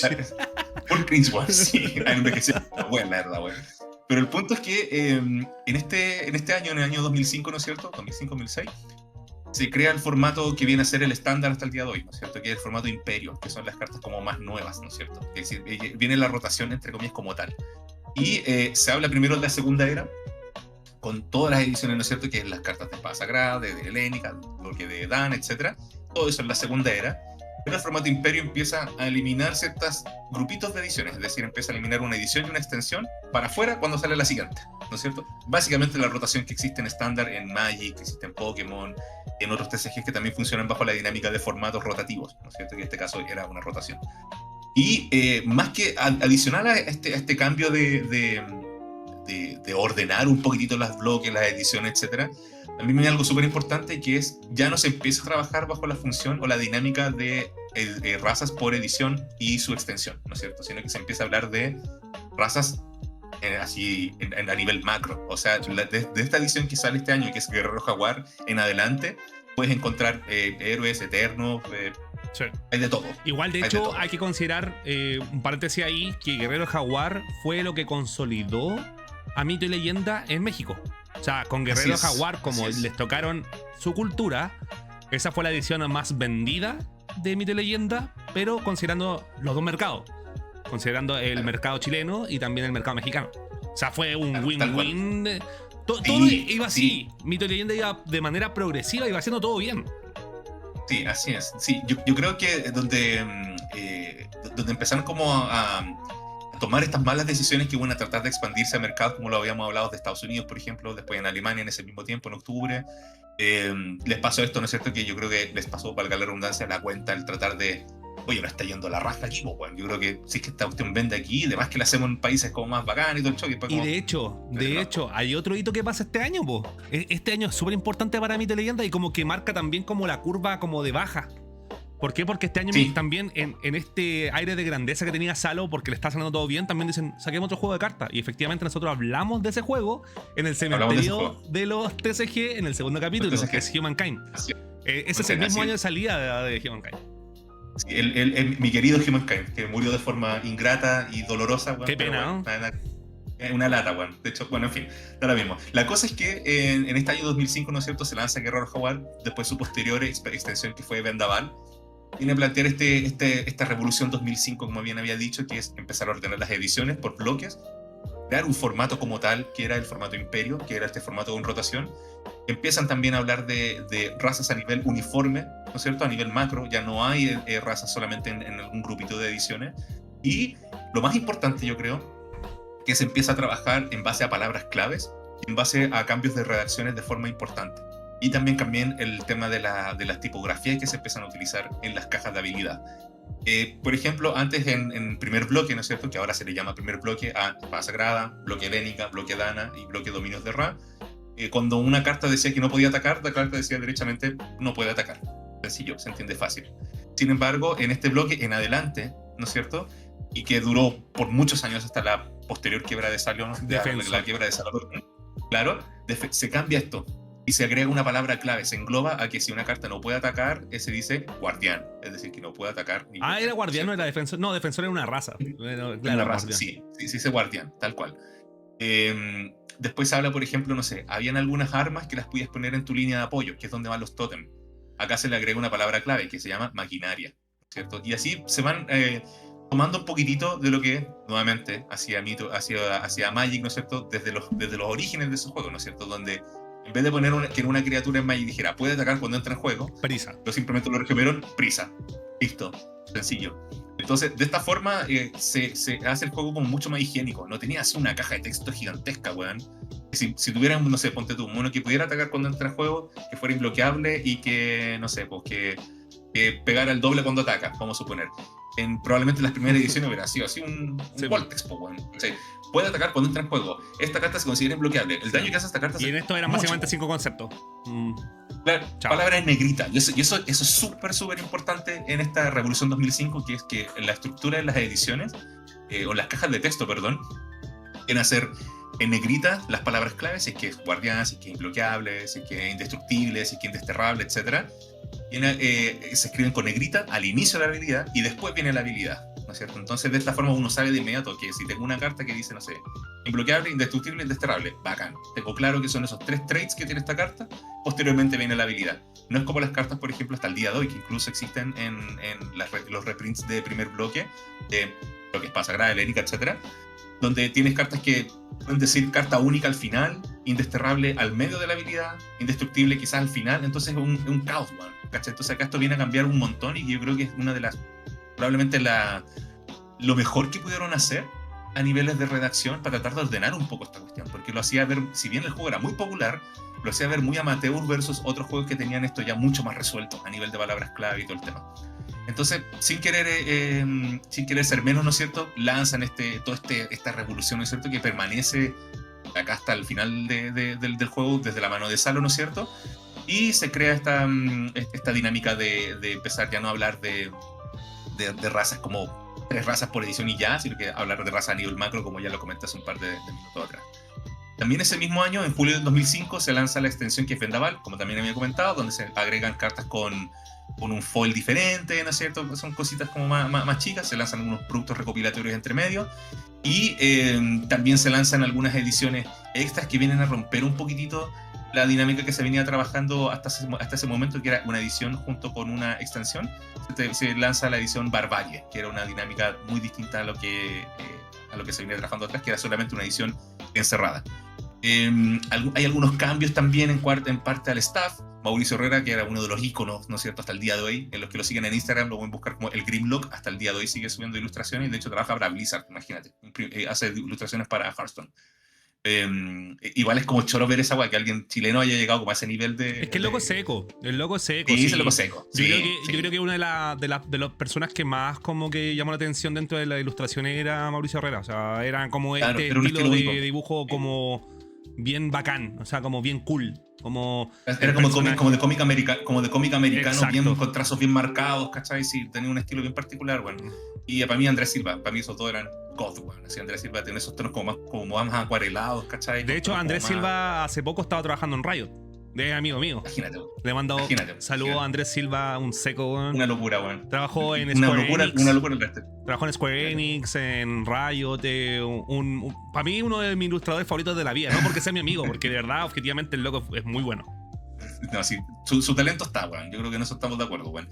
Y entonces, como bien había comentado respecto a estas ediciones que se siguen expandiendo, ¿no es cierto?, en esta dinámica de hablar de razas macro, ¿no es cierto?, no focalizarlas a solamente un par de ediciones.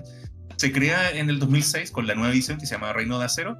Se viene una dinámica bien particular que se agrega en las cartas, ¿no es cierto?, y se agregan triadas, que es decir, que son íconos que van abajo de la raza y que funcionan como el nombre lo dice, triadas, son tres, ¿no es cierto?, tres razas que funcionan de forma perfecta entre sí. Entonces la idea es que tu mazo construido podía jugar con, no sé, con paladines, con sacerdotes y con el tercero que no me acuerdo cómo se llamaba, pero la idea era como funcionar de una forma como de sencilla lectura de que, mira, las cartas que tienen este escudito rojo son de esta triada, entonces probablemente funcionan bien en esta dinámica de esta triada, ¿no es cierto? Quizás los paladines interactúan bien con los sacerdotes, no sé, o algo por el estilo, o viceversa, whatever, ¿ya? Entonces, esto también viene a ser algo que queda de acá hasta el final de los tiempos de Mitos y Leyenda. Entonces, una vez que se crea esto, ¿no es cierto?, el juego sigue ganando tracción, no tanto al nivel de que tuvo, ¿no es cierto?, en primer bloque, que es lo que habíamos comentado hace un principio, ¿no es cierto?, con el Pasagram, etc. Ese fue el boom más grande. El boom más grande, por lejos. Un boom estúpidamente grande, la verdad. Era un juego, como bien dijimos, era barato, fácil de entender. Y de hecho, una cosa que no comentamos, Exhumed, en su momento, es que se había metido a competir con el Power 3. O sea, claro, ya le estaba quitando adeptos a Pokémon, le estaba quitando adeptos a Magic y le estaba quitando adeptos a Yu-Gi-Oh! Que no es así menos considerando el poder que tienen globalmente estos tres juegos. Entonces, están haciendo las cosas bien, pero se ve que entre el 2006 y el 2007, si bien estaban afinando detalles con respecto al juego competitivo y al juego organizado, también se ve que hay una baja con respecto a las ediciones que van saliendo. De hecho, en 2007... Sí. En 2007 incluye nuevas rarezas también, que vienen la Ultra Real y la SP, que son estas cartas como especiales, ¿verdad? Como por ejemplo en Pokémon tiene la arte alternativo, perdón. Acá tenían la SP, por ejemplo. Con ediciones como Código Samurai, Katana, Los Piratas, ¿verdad? La misma que habías mencionado, Triada, Héroes de Chile. Y si bien el juego se está desarrollando, como que hay hartas cosas como que a la gente no le hizo como... No hizo clic. No.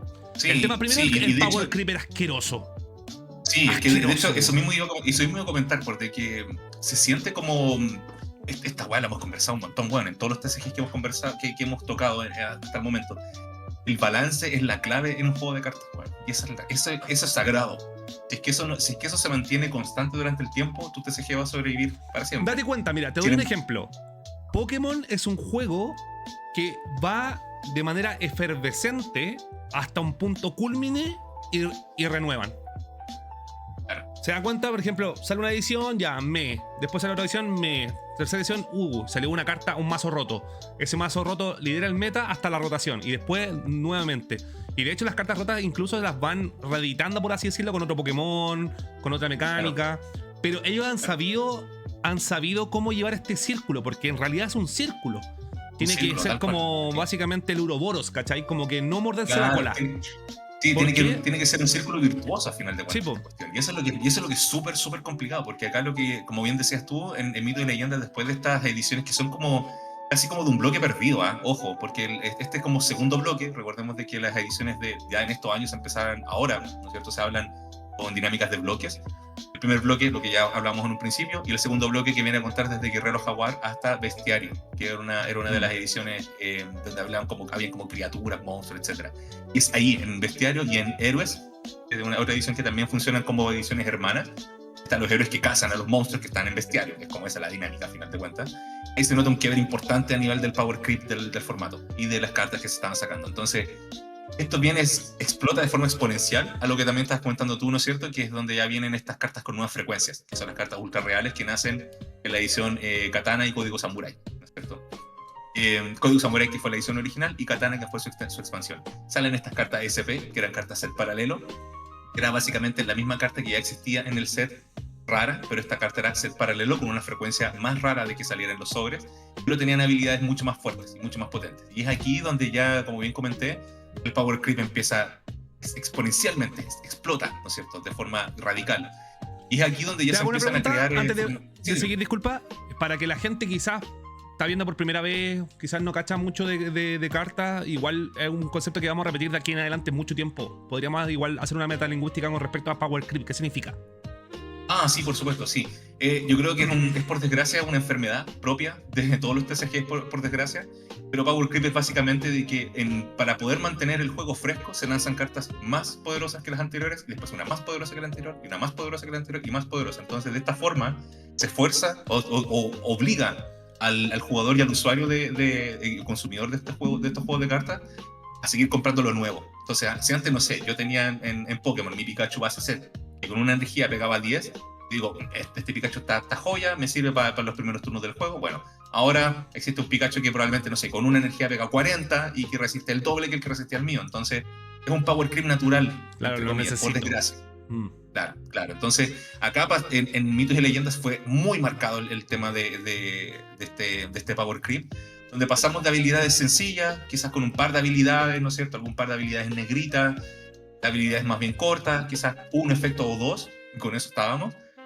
Quizás 3, no sé. Ya pasamos con cartas que ya no podían ser objetivos de carta, las podías jugar en el turno del oponente, podías también jugarlas desde el cementerio. Si es que entraban desde el cementerio, hacían un efecto distinto que si es que las jugabas desde la mano. Entonces se iban stackeando un montón de cosas y crearon prácticamente un formato nuevo, a final de cuentas.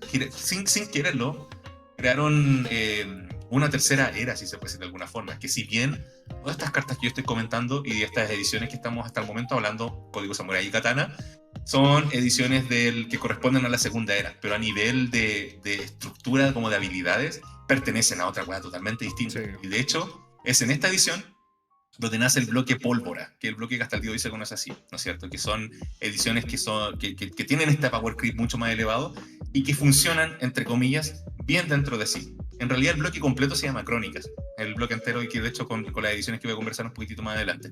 Pero estas ediciones que son Código Samurai, Katana su extensión, Héroes de Chile, que también tenemos una edición que es propia en colaboración con Canal 13, uno de los canales más importantes a nivel nacional, acá en Chile, que era una edición, era un programa de televisión, ¿no es cierto?, de los héroes más importantes de nuestra patria, los próceres patria, al final, Bernardo Higgins, Arturo Prat, etc.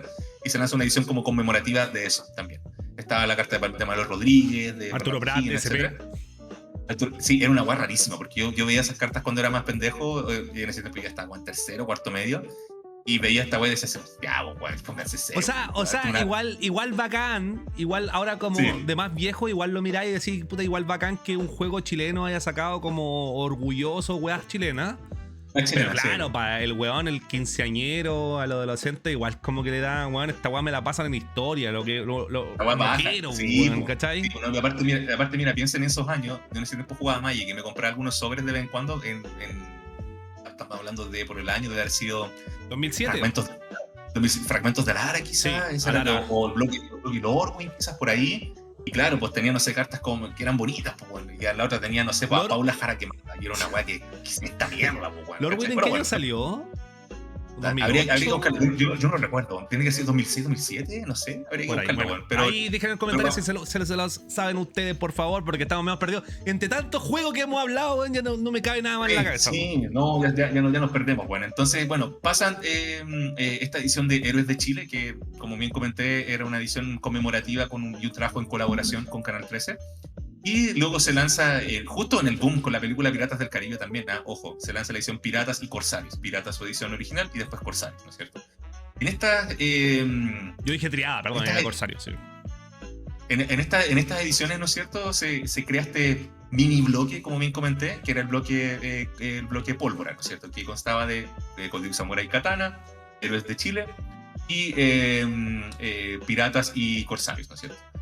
Ya, ¿qué pasa después? En el año 2008, ya el Power Creep estaba a la mierda para arriba, o sea, ya estamos hablando de cartas muy rotas, ya el juego ya funcionaba bajo la dinámica de ser un juego roto, Y el año 2008 es prácticamente el fin de la segunda era, y es donde inicia el bloque Crónicas como tal. ¿Y qué es lo que marca este inicio? Es el cambio del back en las cartas. Ya no es el clásico castillito Es negro. como con colores café, como con colores café, ahora cambia un color negro, mucho más sobrio, como más adulto, ¿no es cierto? Y que a la gente no le gustó, no pegó. Sí, acá pasa algo bien interesante también, porque estos son los últimos años de vida de Mitos y Leyendas de mano de Salo, ¿ya? Y yo creo que acá viene también a contrastar un poquitito con lo que uno ve, en retrospectiva, ¿no es cierto? Veía en esos años que, bueno, todos juegan Mitos y Leyendas, sí, pero ¿qué pasó aquí? Bueno, que ya no juegan tanto, bueno, ¿qué pasó aquí? ¿Cachai? Y esto fue cuando empezó el declive del juego de cierta forma, no a nivel necesariamente artístico, porque el nivel artístico era cada vez mejor, la verdad, Sí. salvo quizás lo cuestionable, entre comillas, que puede ser lo que en esos años decían algunos de Genso, que eran puros copy-paste básicamente, que eran todas las monas iguales, weón. A mí al menos este bloque me encanta, el bloque de Crónica lo encuentro bien dinámico, estéticamente, lo encuentro bonito. No, que como juego era una aberración. Una aberración, ¿cachai? Ya estaba muy pasado, ya... De hecho, a donde se rompe todo es con Insurgente, que si bien Insurgente es una edición que le fue bastante bien por lo mismo que habíamos mencionado anteriormente, porque se vendió bastante bien en México. Claro, de todas maneras, ya el juego había explotado, weón. Es una weá que ya no era injugable, weón. Habían cartas que eran lecturas leídas y te da risa, weón.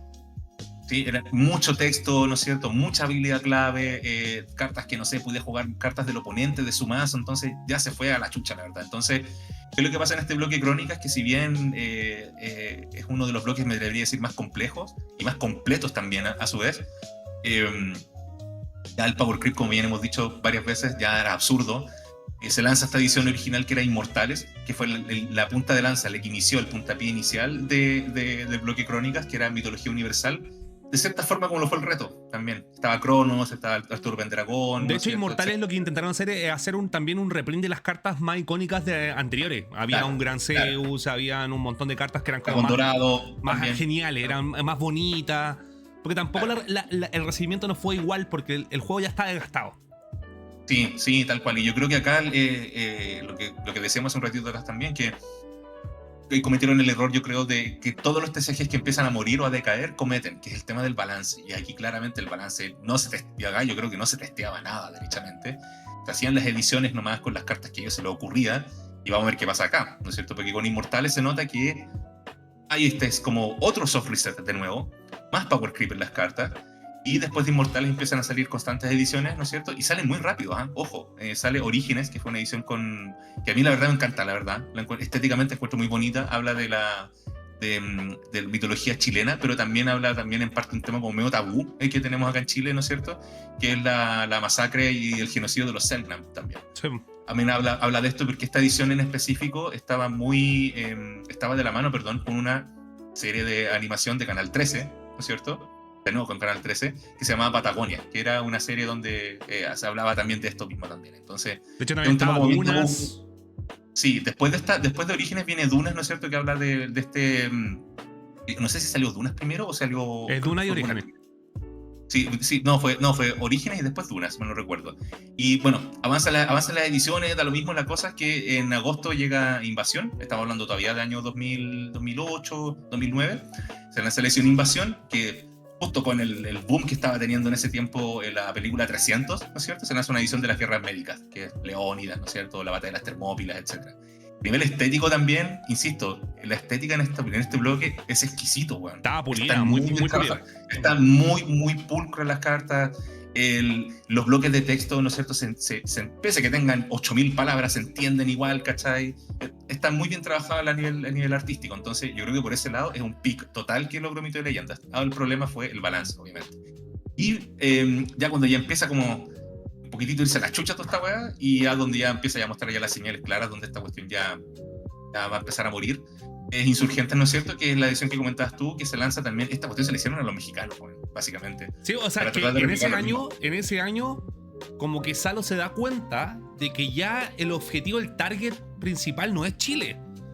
El target tenía que estar enfocado en México, ¿cachai? Porque decían, chucha, acá ya nos está yendo tan bien, y también tiene que ver con muchas cosas. O sea, como tú muy bien mencionas, el juego estaba bien pulido en diferentes aspectos, pero también el público objetivo que jugaba también estaba saliendo del colegio, estaba entrando a la universidad, grande, ¿verdad? claro. Ya se había perdido el interés y las nuevas generaciones no venían tampoco venían con más tecnología y menos TCG, ¿cachai? Claro. Entonces, son muchos los factores que también son sociológicos a la hora de poder desarrollar un juego de una manera como homónima, ¿cachai?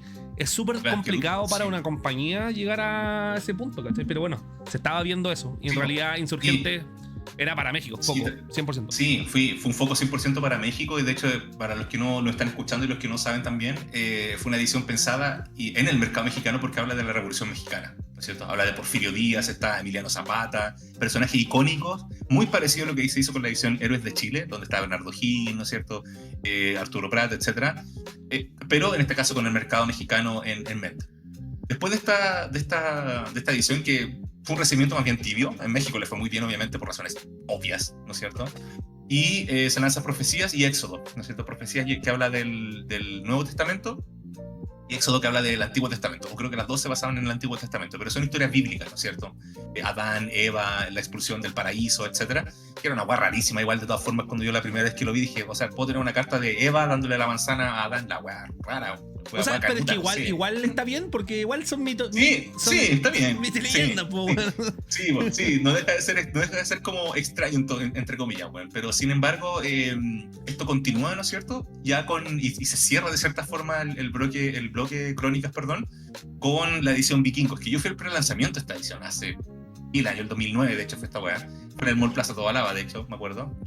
El pre de esa weá me salió como 4 lucas o 5 lucas, o sea, nada, pues bueno.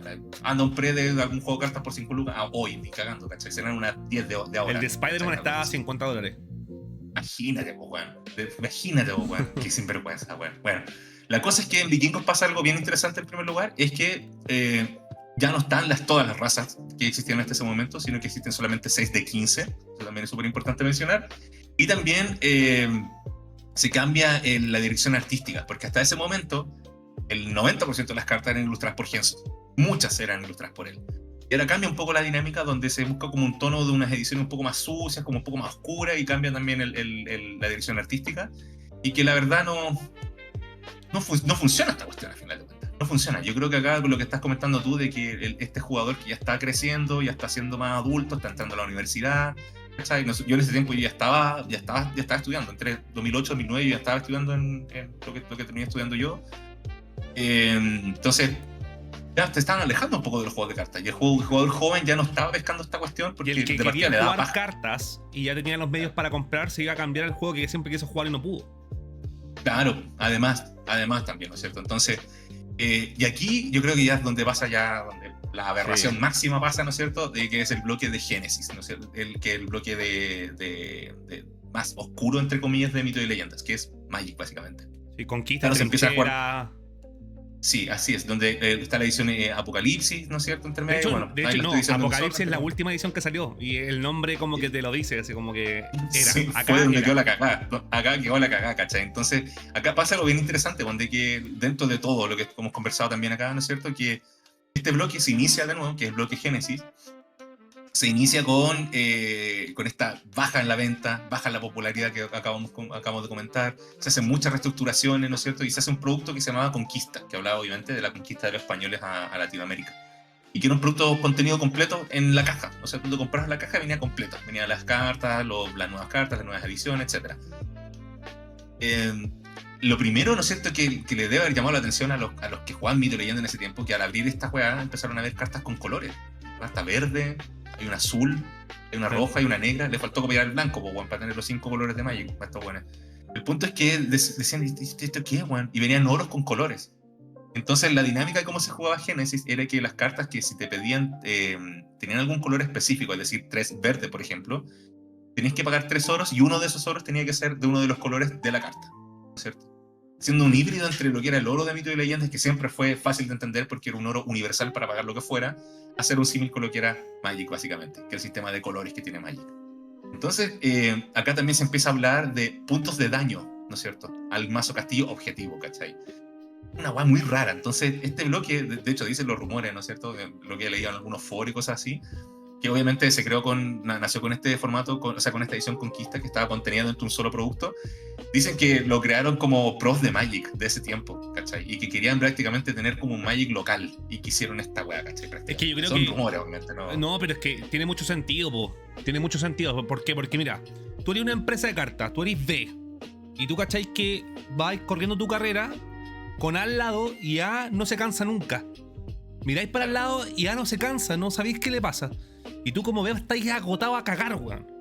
Intentáis replicar todo lo que tiene. Le copiáis las zapatillas, le copiáis todo para poder correr como corre A, po, weón.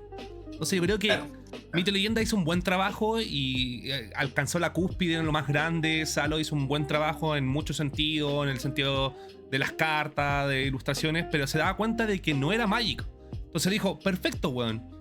Yo creo que la respuesta, la solución a nuestro problema y el conflicto que estamos teniendo es que no somos Magic, seamos Magic. Y lo peor de todo fue que, claro, la respuesta de la gente fue repudio, po, weón. Repudio, y un repudio merecido, porque mira, si bien la concepción de este juego, como lo hemos hablado desde el inicio del podcast, este episodio, es en base a lo que había hecho Magic the Gathering en ese momento, pero tomando quizás el 90% o el 80%, pero agregándole un 20% de originalidad. Pero con identidad, weón. Lo más importante es que tenía una identidad muy nacional, en donde tú, por ejemplo, veías el oro, veías el mazo castillo, veías el mito y la leyenda, y todo te hacía sentido. Todo era algo coherente. Entonces cuando intentáis replicar 100% lo que tiene tu competencia, perdís tu identidad y con ello los jugadores, po, weón. Porque la gente se da cuenta de estas cosas, ¿cachai? Así es, tal cual. Y además que con este nuevo bloque que se inicia, pasa lo mismo que pasó en primera era del cambio a segunda era. Se desechan todas las cartas hacia atrás. Entonces, nuevamente, a los pocos jugadores que ya quedaban jugando de forma acérrima en esos años, se les dice de una vez, mira, todas las cartas que ya tenéis de todas estas ediciones del bloque Crónicas ya no sirven. La corneta, tíralo a tu caja de recuerdos, weón, y ahora esto es lo que se juega. Entonces la gente fue como, puta, weón, la weá de mierda, weón, ¿por qué? No, pero mira, ojo, importante, esta edición empieza, o este bloque nuevo empieza con Conquista, y puedes comprar este producto entero, ya viene completa la edición acá, pero es como, ¿pero por qué tengo que desechar todo lo que ya he comprado para atrás, weón? Y partir de nuevo desde cero, otra vez, weón. Ya me hiciste eso en segunda era, de primera era. ¿Por qué tengo que hacerlo de nuevo? O sea, también, y la gente no estaba acostumbrada al formato competitivo de la rotación. De hecho, hasta el día de hoy, claro. Hasta el día de hoy a la gente le molesta. Gente que se une a jugar 2024, 2025, se une a jugar Pokémon o Magic. Le molesta el tema de la rotación porque no están acostumbrados. Imagínate una persona hace 14, 15 años atrás, ¿cachai? Era lo mismo. O peor incluso. Entonces, el 2009 fue el año definitivamente en donde, disculpa, Mito y Leyenda se empieza, ya el declive es colosal. El declive total. Sí, y de el declive total. Y de sí, disculpa, me faltó para cerrar lo que era el bloque de Génesis, ¿no es cierto? Que era es Magic a final de cuentas. Es un Magic mal copiado más encima. Entonces, se lanza esta edición entonces con este producto self-contained que era Conquista. Después se lanza una edición extra que era Trincheras, que era de la Primera Guerra Mundial, si mal no recuerdo. No sé si era la primera o la segunda. Debería ser de la primera, porque en Primera Guerra eran más trincheras que otra cosa. Y lo que decías tú, que en octubre de ese mismo año, del año 2009, más o menos, se lanza Apocalipsis, que fue la última edición oficial de Mitos y Leyendas de mano de Salo, ¿cierto? Y para rematar, ya para hacer ya todo el remate así total, ¿no es cierto? Ya viene creo que uno de los íconos del mal cine chileno, ¿no es cierto? Que es la película de Mitos y Leyendas que sale el año 2010. Con eso yo creo que ya se pone el clavo de este porte en el ataúd. Acá se acabó. Igual hay que tomar en consideración de que esa película estuvo atrasándose bastante tiempo. Se quería sacar incluso en el apogeo del juego de Mitos y Leyendas, pero ¿qué es lo que pasó con la película de Mitos y Leyendas? Que se quería romper con los esquemas del cine nacional. ¿Qué es lo que pasa con el cine nacional? Y esto también nos salimos un poquito del tema del TCG para ser como inmersivo, contexto histórico, ¿verdad? Contexto histórico. Básicamente es porque en el cine chileno se daba mucho el tema de que se hacía comedia o drama porque lisa y llanamente era más barato para el productor chileno, ¿verdad? Porque tienes que tener una persona con un buen nivel actoral, llorando o sintiendo un buen guión, podía expresar mucho con pocas lucas. Entonces, Mito y Leyendas tenía una mirada mucho más ambiciosa en el sentido de decir, perfecto, nosotros somos Mito y Leyendas, nos está yendo bien, hagamos algo con más lucas y agreguémosle la ciencia ficción, que es lo que está vendiendo en todo el mundo. Jurassic Park, El Señor de los Anillos, en ese tiempo las películas estaban en su mejor momento, ¿verdad? Entonces, ¿qué es lo que pasa? Por temas de Lucas se empieza a hacer un delay de esta película y sale de manera un poco jocosa, básicamente, el 2010, que el 2010 es el mismo año en donde se declara la bancarrota de Salo. O sea, ya los álbumes habían pasado, el tema cultural ya no se estaban tomando en consideración tanto como antes, ¿verdad? Ya no están vendiendo como lo que vendían y la inversión que se hizo en Mito y Leyenda había sido mucha y el retorno había sido poco. Entonces se declara la quiebra de Salo. Panini de hecho compró los derechos de muchas de las licencias que tenían ellos Salo. Se queda con las licencias Panini, que es una marca que hasta el día de hoy sigue como distribuidora de mangas, de sobres, etcétera, etcétera. Y la película de Mito y Leyenda sale. Acá hay unos datos que son bien interesantes. El director es José Luis Guirdi. La película tuvo solamente 9.500 espectadores, en donde 2.500 de estos espectadores fueron a verla el día del cine. Es decir, que ese día se paga lucas por ir a ver al cine. La recaudación total de la película... Ni siquiera los fans dijeron, ya, para que esta weá le vaya bien... Pico, fueron al día que costaba Lucas, weón. No sé, claro. Ni siquiera por eso se pusieron, weón. De hecho, agradecele que lo más probable es que, los que esos 9.000 que fueron a verlo fueron los que algún día jugaron Mito y Leyenda, ¿cachai? Claro, la recaudación total de la película fueron 74 millones de pesos y el presupuesto que se ocupó para hacer la película fueron 400 millones. ¿Por qué? Porque supuestamente el director, don José Luis Girdi, dijo que estaban ocupando los mismos efectos especiales o las mismas tecnologías que se ocuparon para hacer El Señor de los Anillos. Cuando tú ves la película, se nota que hay un poquito de ganas, ¿verdad? Ya hay efectos especiales, pero no llegan, hermano, no llegan. No, pues, y esa mierda no puede costar 400 palos, weón. No, para nada. No, y de hecho, yo creo que acá nos podemos extender un montón hablando sobre cine malo chileno, pero creo que es como uno de los íconos, weón, de ¿cómo se llama? De fondo por forma, una wea así, ¿cachai? No, es forma sobre fondo, perdón. Sí. Entonces, la historia es mala. La historia sí está enfocada en las cartas, sí, pero la historia es mala. El argumento es súper débil. Típico de cine chileno, basura como Limpia Piscina, ¿verdad? Todas las cosas que hizo Badilla en los años posteriores a la película Mito y Leyenda. De hecho, Sebastián Badilla, actúa en esta película. Uno de los personajes que actúa en esta película. Gordon.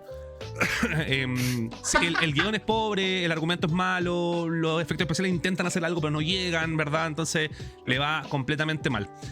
Acá, con esta película, después de la salida y después de la bancarrota de Salo, ya se rompe completamente el sueño de Mito y Leyenda. Hasta acá llegamos, pero tuvo un resurgimiento el año 2014 con Furia, que si bien levantó un poquito las pasiones en estos jugadores perdidos que habían sido parte de las diferentes olas anteriores, no logra tampoco aprender mucho. Salen un montón de ediciones más. Acá nos vamos a hacer un poquito más corta por temas del tiempo. Pero hay un nuevo realce, ¿verdad? El 2014 con Furia le va bastante bien. Ya no de la mano de Salo, sino que de la mano... ¿Quién está? Ahí está Fénix, ¿verdad? Ahí está, sí, ahí está Club. Está Club ya detrás. Fénix Entertainment S.P.A., ¿no es cierto? Pero está ya... Exacto. Club que es la empresa detrás, ¿no es cierto? Exacto, Club se hace cargo de este juego. Nosotros fuimos parte de ese boom. Yo me acuerdo, Exhumer, que jugamos. De hecho, me regalaron un mazo completo de Furia. Sí. Le mandamos saludos a Toño, que le compramos caja de Furia. Ahora una tienda gigante llamada Chivano. Si la conocen por ahí en Santiago, es una tiendaza. Pero le compramos cajas de Furia y nos salieron, a los chicos les salieron puros hits bacanes, nos hicimos unos mazos, fuimos a jugar torneos, pero seguía con el mismo problema que básicamente ni siquiera los mismos jugadores, ni siquiera los mismos jueces sabían jugar bien el juego y ya no da ganas de perder más el tiempo. Sin embargo, después del 2014, ya en los años ya más modernos, podría decir 2018, 2019, 2020, hay un realce de Mito y Leyendas que yo creo que da para otro capítulo completo. Así es. ¿Verdad? Porque ahora Mito y Leyenda, esto fue un capítulo histórico de todo lo que fue básicamente los cimientos del juego, pero hoy en día Mito y Leyenda sigue más fuerte que nunca. Es un juegazo que ha sabido renacer como el Fénix de manos de Club. Tiene un juego organizado bastante activo. De hecho, tiene torneos con más de 400 personas cada fin de semana. El sistema de lore, un montón de cosas Manolo, que... mira, de partida, es como triste, weón. Pero mira, Mito y Leyenda ahora hace más jugadores en sus torneos Premier que lo que hace Magic. Sí. Así de sencillo acá en Chile. Acá es sencillo. Entonces, de cierta forma, lograron superar a Magic en Chile. De cierta forma, weón. Lo hicieron. Entonces, lo hicieron. Después les costó como 20 y tantos años, pero lo lograron, en lo que es el juego competitivo. Pero acá lo que decías tú de que, claro, da para hablar en un episodio completo de nuevo desde cero, pero es como un final agridulce de cierta forma, el tema que se cierra Mitos y Leyendas como el juego de cartas que fue en la era Salo, ¿no es cierto? Con este clavo gigantesco, bueno, en el ataúd completo. Y de hecho era como un set de clavos gigantescos, ¿no es cierto? Que fue esta película que fue un desastre. Y que dicho sea de paso, paréntesis también, el director de esta película era el director de los spots, de los comerciales de Mito y Leyenda. Entonces, lo que se dan en la tele. Entonces, ahí de nuevo uno empieza en la dinámica y empieza a pensar, ¿cachai? Es decir, puta, ¿por qué pastelero tus pasteles, po, weón? Hacer un spot no es lo mismo que hacer una película, po, weón, ¿cachai? No, No, y de manera tan ambiciosa, weón. Eso fue lo que mató al final Salo, weón. Lo mató. Sí, Mira, sí, yo creo que la ambición y poco foco los terminaron de aniquilar, weón. Pero yo creo que acá, creo que nos faltó también comentar un poquitito de esto, Manolo, porque ahí nos estamos alargando igual la verdad. Es las experiencias personales que tuvimos con el juego. Yo creo que todos nosotros lo consumimos, ¿no es cierto? Por lo asequible que era, por lo fácil que era encontrarlo, ¿no es cierto? Y era un buen TCG para jugar con los amigos por los memes, ¿no es cierto? Como para la talla, ¿cachai? Y todo el tema. Porque lo que decís tú hace un ratito atrás, ¿no es cierto? Que en esta vuelta a Furia, ¿no es cierto? Que fue este revival en el año 2014, donde también hubo un boom, de cierta forma, mucho más pequeño, obviamente, que el que existía en los 90, early 2000, por razones obvias, ¿no es cierto? Por la participación de otros TCG, etc. Es que el juego se siente como que se congeló en 2010, lo descongelaron en el 2014 a nivel de reglas, ¿no es cierto? No hubo un improvement, de cierta forma. Se mantuvo tal cual, ¿no es cierto? Y de cierta forma está bien, es lo que el jugador de Mito quiere, ¿cachai? Quiere un juego sencillo donde quizás los vacíos legales que existan son infinitos, pero que tienen un dar para juego. explicarlo, ¿cachai? Eso es como parte de, ¿cachai? Eso es como ese espíritu como de recreo de colegio, ¿cachai? No sé, como algo así. Al menos yo personalmente, lo cual para se mí respeta, Sí, obvio que sí. Yo creo que acá también tampoco se trata de que todos los juegos tengan un ruling robusto como lo que tiene Magic, por ejemplo, o como lo que tiene RuneScape, que es un TCG que también hemos jugado nosotros hace poquitito, ¿no es cierto? Que también tiene un ruling bien sólido también, o lo que tenía Humankind también. Lo que tiene Flesh and Blood. Flesh and Blood también, etc. Me tinca que el Orcana también no lo he jugado, pero debe tener también un ruling súper sólido también. Entonces, al menos desde mi visión, y yo creo que tú también compartiste también, Manolo, la visión que tenemos quizás como heavy player, bueno, respecto a los TCGs, ¿cachai? Que los fundamentos de un juego siempre tienen que ser sólidos, porque se explican después el juego funciona solito, ¿no es cierto? Si es que los fundamentos son sólidos. Me refiero a fundamentos a reglas principalmente, ¿no es cierto? Sí, que son reglas fáciles de entender, sí que son reglas que se explican por sí solas, ¿no es cierto? Y que no necesitas un documento con rateos específicos para cada carta, ¿no es cierto? Ya hiciste un buen trabajo, ¿no es cierto? Ahora, el documento de reglas de Magic es una hueá kilométrica, gigantesco, pero es también porque un juego tiene más de 30 años, o sea. Exacto. Pero acá el Mito y Leyenda hasta el día de hoy, que si bien es un juego muy popular en la actualidad, que daba a hablar otro episodio como bien comentamos, tiene todavía este gen y este ADN y esta concepción como bien casera, entre comillas. Por eso a nivel de reglas, ¿no es cierto?, tiene muchas falencias, pero eso no es algo que sea necesariamente malo, ¿no es cierto?, para el jugador que le gusta jugar de esta forma. O sea, sí, el jugador que le juega a Mito y Leyenda le gusta así, está bien y es respetable también. O sea. Sí. De hecho, para cerrar este capítulo, yo agradezco haber tenido la oportunidad de poder disfrutar este juego en su apogeo, y me da gusto también de que siga vigente. Siento que es un juego que explica mucho de cómo fue nuestra sociedad en algún momento y cómo sigue siendo. Es un juego, es una joyita, un tesoro nacional, que yo creo que hay que de alguna manera como cuidarlo, porque es de nosotros, es una cosa que es bien importante, que es un juego chileno, que ha tenido renombre en hartos países. A algunos les fue mal por razones obvias, pero de verdad que le tenemos harto cariño, y por eso el capítulo se llama Made in Chile, así que espero que lo hayan disfrutado, muchachos. Ese fue el capítulo de hoy día en Heavily Played. Nos extendimos bastante, pero insisto, como habíamos mencionado, podemos hacer otro capítulo después viendo cómo está el sistema actual, quizás con invitados, quizás ver los torneos competitivos, de cómo se viene hoy en día, cómo es el sistema sancionado, las quejas y las cosas buenas que tiene el TOR, que es el sistema, este programa de puntaje, ¿verdad? Un montón de cosas que hay que hablar. Pero antes de irnos, por favor, Exhumed, ¿cuál va a ser el tema, el tópico del episodio número 5? Oye, mira, como comentarios al cierre del episodio, bueno, también comparto mucho tus palabras, hago eco también. Para mí también Mito y Leyenda, si bien tiene un montón de cosas negativas, también tiene como algo, una esencia como casera, como bien había dicho, como bien de jugar en la mesa, en la casa con los amigos, ¿no es cierto? Y hay que tomarlo también por eso, por ese valor como único también de cierta forma, de que te lleva a esa conexión como de jugar una WA for fun, ¿cachai? A final de cuentas, ¿no es cierto? Tiene un montón de vacíos legales, eso igual lo hemos conversado hasta el cansancio, ¿no es cierto? Y también en la interna, ¿no es cierto? Que también lo hemos conversado harto, y que es difícil de aceptar quizás de forma seria, entre comillas, ¿no es cierto? Un juego que funcione así, pero es un producto chileno, ¿cachai? Y que a final de cuentas son tan poquitas las cosas que son 100% made in Chile, que es como, es súper... La idea es tratar de apoyarlo, bueno, ¿cachai? Por lo menos un poquitito, ¿cachai? No lo sé. Pero comentarios respecto al siguiente episodio. O sea, nos viene un tema bien interesante, como siempre los que tratamos de traer acá a Heavy Played, y también para que la gente también lo disfrute, y también nos dejen en los comentarios qué experiencias tienen con este tema, que es ruineza y trampas. ¿Cómo actitudes antideportivas nos afectaron en el mundo de los TCG? Todos nos tocó ver en algún momento algún torneo donde, no sé, me tocó en la final contra otro jugador que yo sabía que este weón hacía algo raro con las manos. El weón me robó todo. Turno 1 me hizo la mejor jugada, turno 2 una mejor que esa, y turno 3 me ganó, weón. Y ojo, que las ruinezas van afuera y adentro de la mesa. O sea, es decir, sí, adicionalmente las trampas que te pueden hacer en algún juego también pueden ser los robos de carpeta, los robos de mazo, cómo han afectado eso en nuestra vida, cómo prevenirlo del tema de las trampas, un montón de cosas que vamos a hablar, sobre todo lo que pasa a nivel RIM, a nivel maligno, malévolo, dentro de los TCG. Y también importante, muchachos, si ustedes tienen algún tema que quieran revisar, si están en Spotify, vayan directamente a YouTube y en los comentarios dejen, por favor, ahí también cuáles son los temas que ustedes quieran que revisemos. Yes.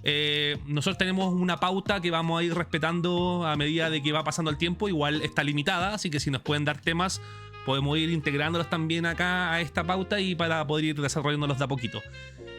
Con el spoiler del capítulo 5, yo por mi parte me despido. Espero que lo hayan pasado bien, estuvo bien entretenido, se me hizo bastante llevadera la conversación. Nos vemos en el próximo capítulo. Esto fue Heavily Played. Hasta pronto.